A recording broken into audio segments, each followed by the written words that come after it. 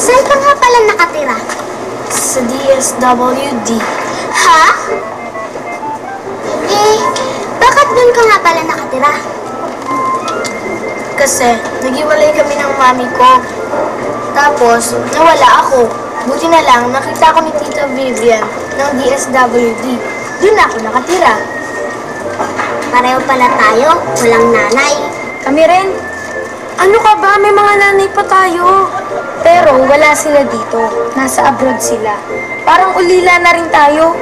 Oo nga na. Pero tayong dalawa naman nakatira sa kay NNK. Ano yun? Karinderya ni Ninang Kat.